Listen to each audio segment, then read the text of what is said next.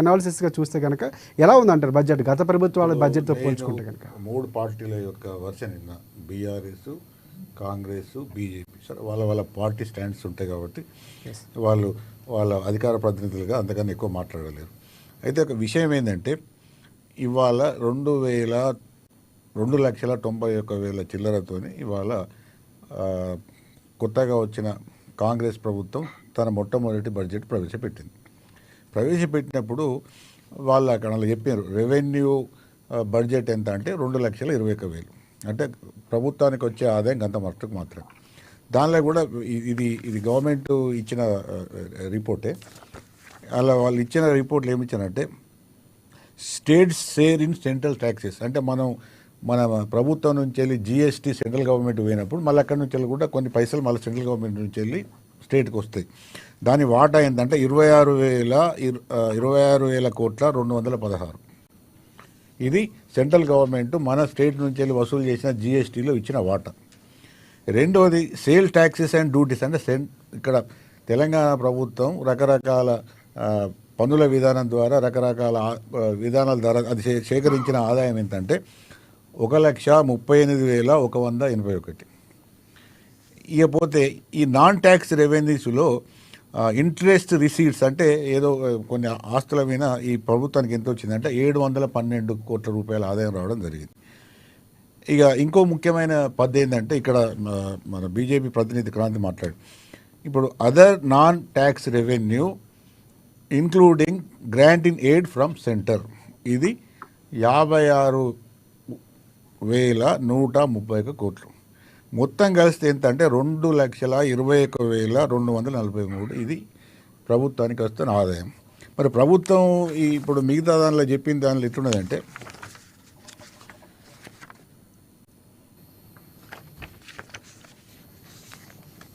ఇక మొత్తం ఇప్పుడు ఇది 2,20,21 కోట్ల రూపాయల వివరాలు.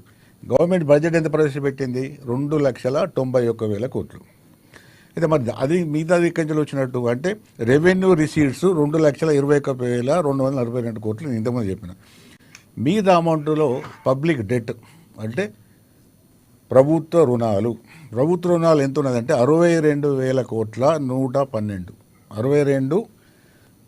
62,112 అంటే 62,112 కోట్లు. ఇక పోతే లోన్స్ రికవరీస్లో 3,560 కోట్లు వచ్చినాయి. 3,560 కోట్లు మరి గవర్నమెంట్ ఎక్కడ అప్పులు ఇచ్చిందంటే వానికి పైసలు వచ్చినాయి. తర్వాత పబ్లిక్ అకౌంట్స్ నెట్ 4,000 కోట్లు. మొత్తం కలిస్తే బడ్జెట్ విలువ ఏంటంటే 2,90,914.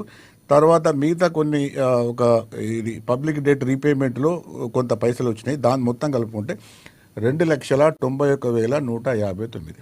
అంటే వాస్తవంగా అంటే ఇదే పరిస్థితి అంతకుముందు తెలంగాణ బీఆర్ఎస్ ప్రభుత్వం ఉన్నప్పుడు కూడా ఇదే పరిస్థితి ఉండే. అంటే వాస్తవ ఆదాయానికన్నా కూడా బడ్జెట్ ఎప్పుడు కూడా అప్పులతోనే చేయడం జరిగింది. ఇప్పుడు కూడా ఇదే పరిస్థితి ఈ గవర్నమెంట్ కూడా చేయడం జరిగింది. ఇది వాస్తవం.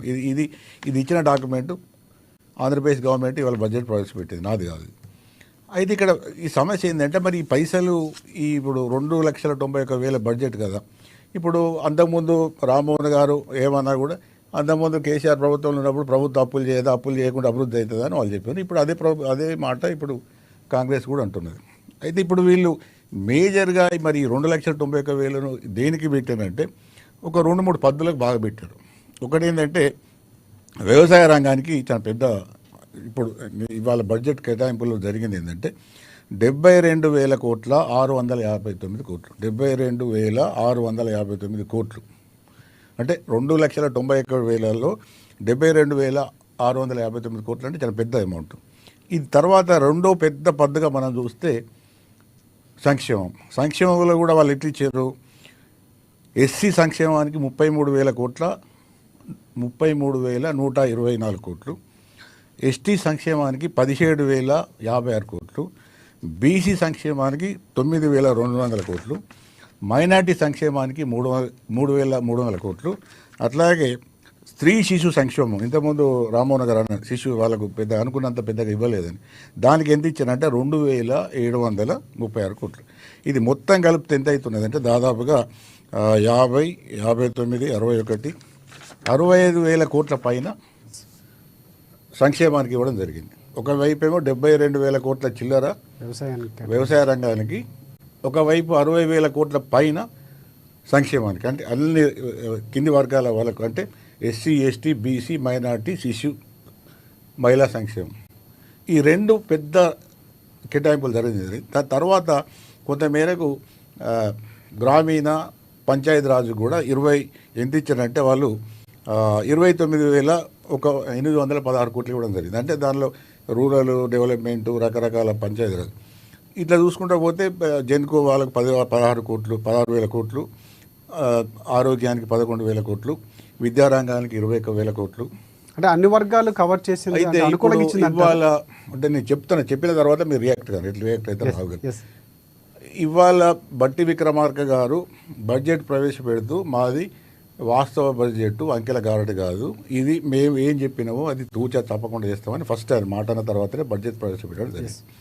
అయితే మా అటువంటి వాళ్ళ విశ్లేషకులకు కానీ, నేను ఒక ఎకనామిక్స్ ప్రొఫెసర్గా నాకు కనబడేది ఏంటంటే, ఒక ఉన్న పరిస్థితులు, అంటే ఇప్పుడున్న ఆర్థిక పరిస్థితులలో ఈ బడ్జెట్ని నేను రూపొందించినాను. కొంతమేరకు ఈ వ్యవసాయ రంగం ఒక పెద్దపీట వేస్తున్నా, అట్లాగే ఇరిగేషన్ కూడా 21,000 చిల్లర ఇవ్వడం, 26,000 కోట్లు. 26,000 కోట్లు.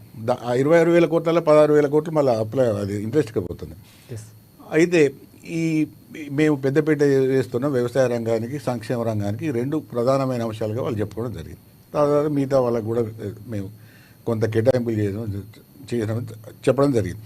అయితే ఇక్కడ సమస్య ఏంటంటే, ఇప్పుడు ఈ 2,91,000 కోట్లలో కేవలం ఈ మూలధన పెట్టుబడి అంటే అభివృద్ధి కోసం పెట్టిన ఖర్చు, అభివృద్ధి కోసం ఖర్చు పెట్టిందంటే 33,000 కోట్ల చిల్లర అంతే. అంటే ఈ మొత్తం 2,91,000 కోట్లలో తెలంగాణ ప్రభుత్వం ఈ ఆర్థిక సంవత్సరం ఖర్చు పెట్టబోయేది 33,000 కోట్ల రూపాయల మాత్రమే మూలధనం. అంటే అదే అభివృద్ధి కోసం, మిగతాదంతా కూడా సంక్షేమానికి, తర్వాత మిగతా రకరకాల పద్ధతులకు అన్నిటికీ పెట్టారు. అంటే జీతాలు, పెన్షన్స్, తర్వాత మెయింటెనెన్స్, ఇవన్నీ కూడా మిగతా అంతా దానికే పోతుంది. దానిలో 60,000 కోట్ల పైచిలకు రుణం. అయితే మరి ఇప్పుడు ఈ పరిస్థితికి ఇట్లున్నది కదా, ఇది ఏమున్నదంటే, ఇప్పుడు నా అటువంటి వాళ్ళకి మాకు అనిపించేది ఏంటంటే, ఉన్న వాస్తవ పరిస్థితులలో ఏ ఆర్థిక మంత్రి అయినా కూడా ఉన్న ఆదాయం గింతున్నది, అప్పులు 7 లక్షల పైన ఉన్నాయి, 7 లక్షల కోట్ల పైన, దానికి వడ్డీ కట్టాలి, తర్వాత ఆదాయం గింతున్నది. ఎందుకంటే ఇవాళ రాష్ట్ర ప్రభుత్వాలు కూడా ఎక్కువ తక్కువ పనులు వేసి ఆదాయాన్ని ఎందుకు సమకూర్చుకోలేకపోతుందంటే, కేసీఆర్ కూడా అదే ప్రాబ్లం వచ్చింది. ఏంటంటే ఇప్పుడు సెంట్రల్ గవర్నమెంట్ ఒక కొత్త విధానం పెట్టింది, ఏంటంటే GST, goods and service tax.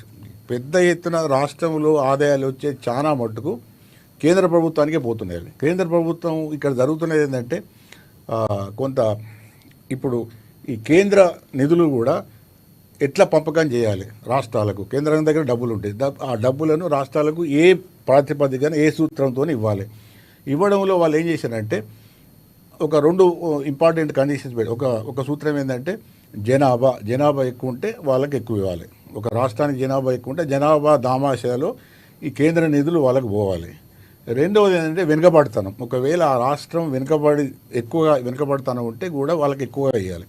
అయితే ఇక్కడ జరుగుతున్నది ఏంటంటే, ఉదాహరణకు మన తెలంగాణ రాష్ట్రాన్ని తీసుకుంటే, మన దగ్గర జిఎస్టీ ₹1 ఒకవేళ కేంద్ర ప్రభుత్వానికి పోతే, కేంద్ర ప్రభుత్వం మనకి ఎంత ఇస్తున్నది అంటే 43 నుంచి 44 పైసలు ఇస్తున్నది.